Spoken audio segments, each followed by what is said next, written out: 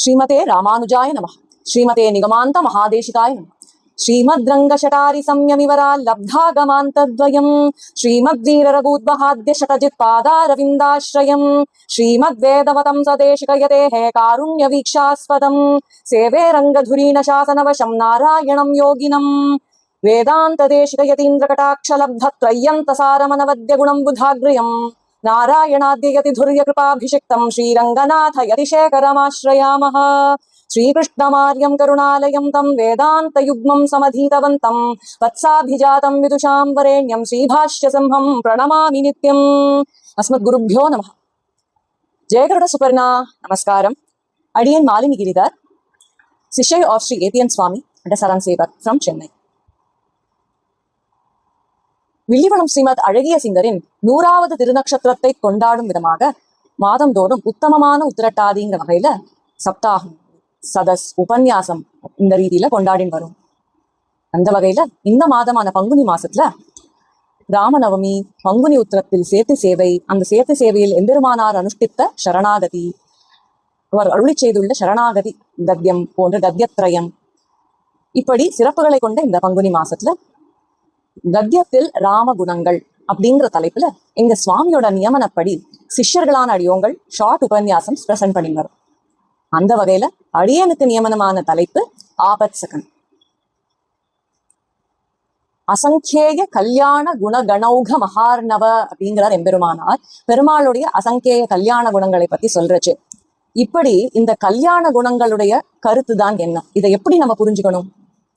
விபவாவதாரத்துல இதை நாம் எங்க அனுபவிக்கிறோம், இதை ஆசிரிக்கிறதுனால நமக்கு என்ன பலன், என்ன பயன் அப்படிங்கிற கேள்விக்கெல்லாம் விடையளிக்கும் விதமாக வில்லிவளம் ஸ்ரீமத் அழகிய சிங்கர் அருள்மொழிகளாக ஸ்ரீ நிசம்மப்பிரியால விவரித்து வந்தார். அந்த அருள்மொழிகளுடைய தொகுப்பா ஏறார் குணமும் எழிலுருவும் அப்படிங்கிற புத்தக வடிவில் வெளிவந்தது.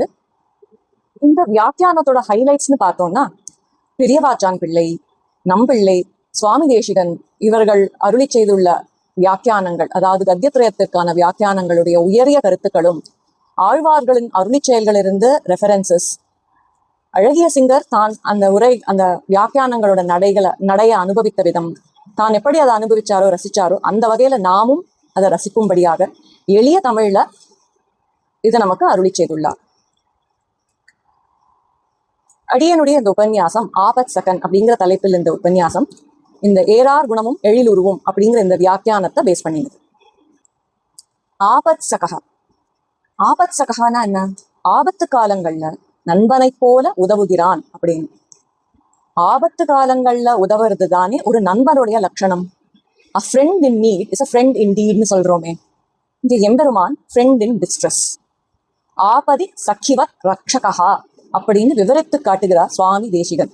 அதாவது ஆபத்து காலங்களில் உற்ற நண்பனாய் இருந்து ரட்சிக்கிறான் என்கிறவர். ராமனும் லக்ஷ்மணும் சீதையை தேடிண்டு வரா, அப்படியே கிஷ்கிந்தாக்கு வந்து சேர்றா. அப்போ சுக்ரீவன் அதை தெரிஞ்சின்ற சுக்ரீவன் ஆஞ்சநேயர்கிட்ட சொல்றான், பாரு 2 பேர் வரா, நீ அங்க போய் அவ என்ன யாரு எல்லாம் தெரிஞ்சின் வா, ஆனா நம்மளை பத்தி ஒரு விஷயம் கூட சொல்லிடாத அப்படின்னு சொல்லி அனுப்புறான். ஆஞ்சநேயரும் கிளம்பி போறார், ராமலக்ஷ்மணர்களை பார்க்கிறார்.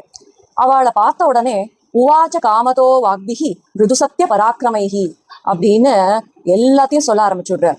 கிரீவோ நாம தர்மாத்மா கஷ்டித் வானர யூதபா வீரோ வினிகிருதோ பிராத்ரா ஜெகத் பிரமதி துக்கிதா அப்படின்னு சுக்ரீவன் ஒரு தர்மாத்மா இருக்கான், அவன் பெஸ்ட் ஆஃப் த வானர கிளான் அப்படின்னு எல்லாம் ஒன்னா சொல்லிட்டு எல்லாம் சொல்லிட்டு வர்றார். எம்பெருமான் ராமன் ஒரு வார்த்தை கூட கேட்கல, நீங்க யாரு, எதுக்காக இங்க வந்திருக்கேன், அந்த மாதிரி எந்த கேள்வியும் கேட்கறதுக்கு முன்னாடியே இது மாதிரி எல்லா விஷயங்களையும் சொல்லி தான் ஹனுமான் அப்படிங்கறதையும் இன்ட்ரடியூஸ் பண்ணிக்கிறார். நல்லவேளை ராமர் வாலி அமிச்ச ஆள் கிடையாது, அதனால எல்லாமே சுமூகமா முடிஞ்சுடுறது. பின்வரும் நாள்ல சுக்ரீவன் ஆஞ்சநேயரை பார்த்து கேட்கிறான், ஆமா நான் உங்ககிட்ட தான் சொல்லி அனுப்பிச்சேன் இல்லையா, நம்மளை பத்தி ஒரு விஷயமும் சொல்லாத, அவளை பத்தி தெரிஞ்சுடுவான்னு தானே சொன்னேன், நீ எதுக்கு எல்லா விஷயத்தையும் சொல்லிட்ட அப்படின்னு. அதுக்கு ஆஞ்சநேயர் சொல்ற, எங்க அப்பா வாயு சொல்லியிருக்கார், பெருமாளை பார்த்த உடனே நம்ம பொய் சொல்லக்கூடாது, பெருமாள் கிட்ட பொய் சொல்லக்கூடாது அப்படின்னு எங்க அப்பா வாயு சொல்லியிருக்காரு. என்னது பெருமாளா, எப்படி அவளை பார்த்த உடனே அவர் பெருமாள்னு எப்படி தெரிஞ்சுண்ட அப்படின்னு கேட்கிறான் சுக்ரீவன். அதுக்கு துன்பு தோன்றிய பொழுது உடன் தோன்றுவன் எவர்க்கும் முன்பு தோன்றலை அறிதற்கு முடிவு என்று இயம்ப அன்பு சான்று என உரைத்தனன். ஐயா என் ஆக்கை என்பு தோன்றல உருகின எனின் பிரிது எவனோ. கம்பராமாயணத்துல கிஷ்கிந்தா காண்டத்துல வருது. ஆஞ்சநேயர் சொல்றாராம், எங்க அப்பா வாயு சொன்னார், அதாவது துன்பம் நேரும் போது உடன் தோன்றுவன், எவர்க்கும் துன்பு தோன்றிய பொழுது உடன் தோன்றுவன். யாருக்கெல்லாம் துன்பம் நேர்கிறதோ அப்ப அவ முன்னாடி தோன்றுவான்.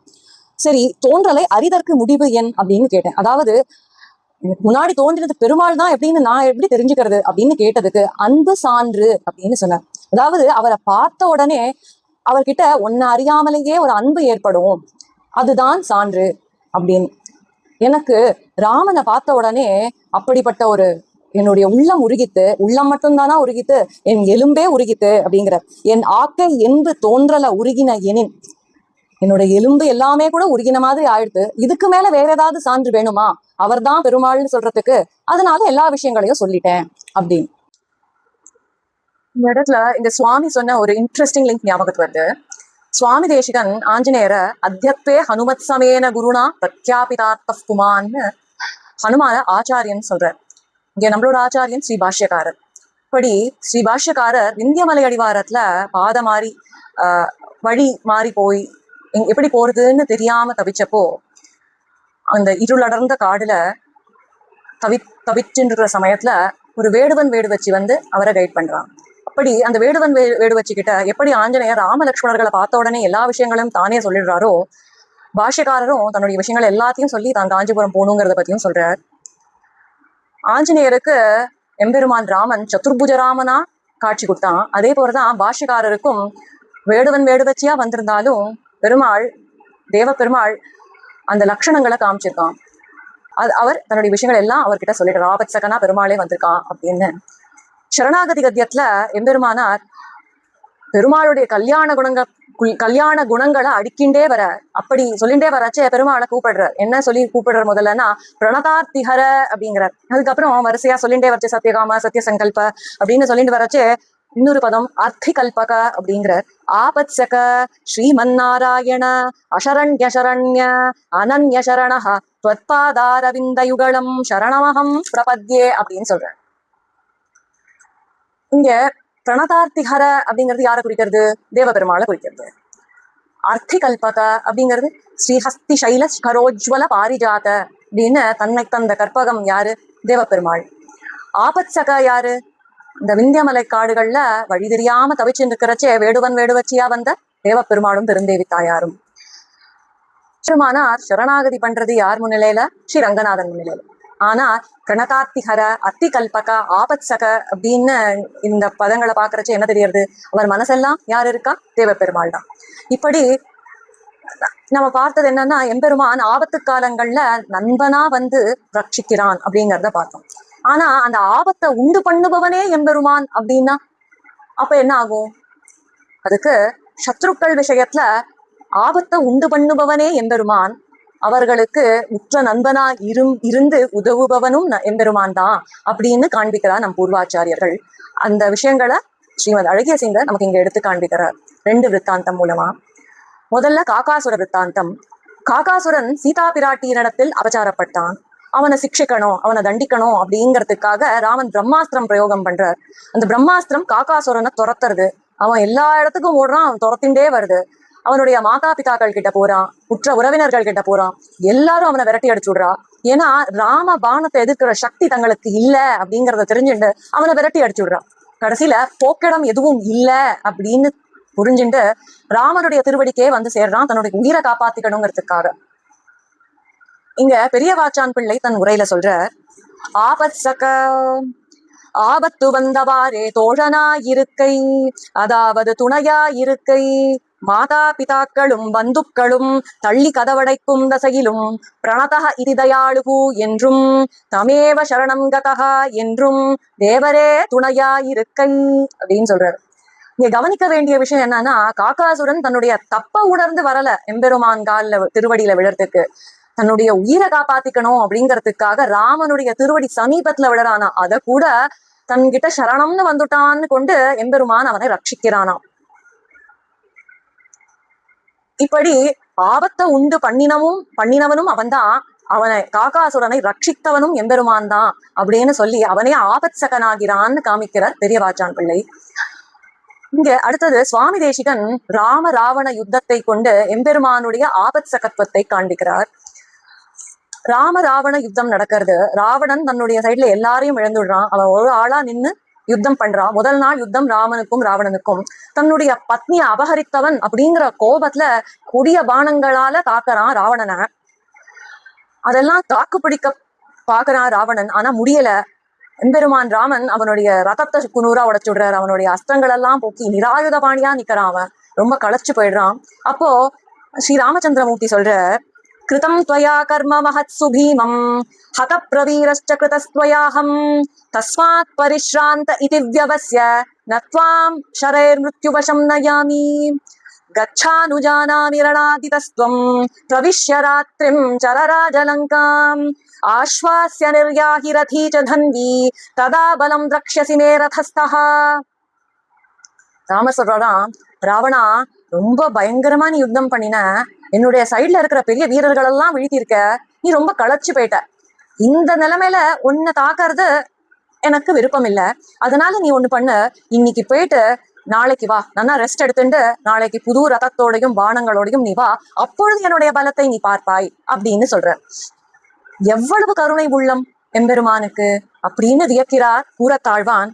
கோயம் குணஹா கதர கோட்டி கதஹா கியான் வா கஸ்ய ஸ்துதேஹே பதம் அஹோ பத கஸ்ய பூமிகி அப்படிங்கிறார்.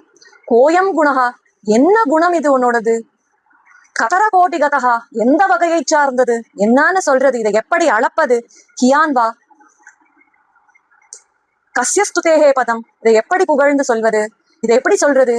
உன்னுடைய சௌரியம்னு சொல்றதா, உன்னுடைய சௌஷீல்யம்னு சொல்றதா, உன்னுடைய தயைன்னு சொல்றதா, உன்னுடைய வாத்சல்யம்னு சொல்றதா, இல்ல உன்னோட ஆபத்சகத்துவம்னு சொல்றதா?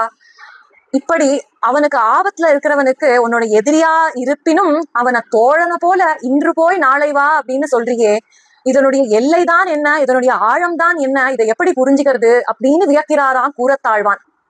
சுவாமி தேசிகனும் ராமர் ராவணனை வதம் பண்ணினது பெருமை மிக்கதில்ல. அதை விட இந்த நிலைமையில அவனுக்கு ஒரு தோழனை போல இன்னைக்கு போய் நாளைக்கு வாயேன்னு சொன்னாரே ராமச்சந்திரமூர்த்தி, அதுதான் பெருமைக்குரியது அப்படிங்கிறார். இங்க சர்வசக்தனான எம்பெருமான, சர்வஜனான எம்பெருமான வேற எந்த உறவும் சொல்லாம தோழன்னு சொல்றதுக்கான தாற்பயம் என்ன? நம்ம பாக்குறோம், மாதா பிதாக்கள், பந்துக்கள், சகோதரர்கள் எல்லாருமே கைவிட்டுடுறா. அதை உலகியல்லையும் பாக்குறோம், புராணங்கள்லையும் கேட்கிறோம். ஆனா தோழன்கிறவன் கைவிட்டதா நம்ம கேட்கலையே. அதனால ஆபத் காலத்துல நண்பனா இருந்து உதவுறான் எம்பெருமான். அவன் ஆபத் சகனாகிறான். அதனால ஆபத் சகத்துவம் அப்படிங்கிற எம்பெருமானுடைய இந்த பெருங்குணம் தெரியறது. இந்த பெருங்குணத்தினால நமக்கு விசுவாசம் ஏற்படுறது, ஆபத்து காலத்துல நம்மளை கட்டாயம் ரட்சிப்பான் அப்படின்னு. சரி, இங்க ராமன் ராவணனை இன்று போய் நாளை வா அப்படின்னு சொன்னானே, அப்படின்னா எதுக்கு? இன்னைக்கு ஒருவேளை போய் அவன் யோசிச்சு பாப்பானோ, ஒருவேளை நம்ம பண்ணது தப்பு, ராமன் சரணம் அடைஞ்சுடலாம் அப்படின்னு நினைச்சுட்டு வந்தானா அவனை கொல்லாமல் ரட்சிக்கலாமே அப்படிங்கிற எண்ணம் ராமனுக்கு. அவ்வளவு கருணை உள்ளம் படைத்தவன் எம்பெருமான். இப்படி எம்பெருமானுடைய ஆபத் சகத்துவம் அப்படிங்கிற இந்த பெருங்குணத்தை நம் அனுசந்திக்கிறதுனால நமக்கு மகா விஸ்வாசம் ஏற்படுகிறது அப்படின்னு காண்பிக்கிறார் அழகிய சிங்கரிங்க. காகாசுரனுக்கு ஆபத்து ஏற்படுத்தினது ராமன்னாலும் ராமனின் திருவடியே அடைஞ்சதுனால அவன் ரட்சிக்கப்பட்டான். ராவணனுடைய இதுலயும் ஆபத்தை உண்டு பண்ணினவன் எம்பெருமான் தான் அப்படின்னாலும், அவனுக்கு உற்ற தோழனாய் அவன் உதவி பண்ணினான்னாலும் ராவணன் திருப்பி ராமனையே எதிர்த்துதான் வந்தான். அதனால அவன் மாண்டு போனான். அதனால நாம் பெருமாளுடைய இந்த ஆபத் சகத்துவம் அப்படிங்கிற இந்த மகா குணத்தை சந்தித்து மகா விஸ்வாசம் நம்ம எல்லோருக்கும் ஏற்படணும்னு பிரார்த்திச்சுட்டு முடிச்சுக்கிறேன். தன்யாஸ்மி. அடியே அஸ்மத் குரு பரம்பராயை நம.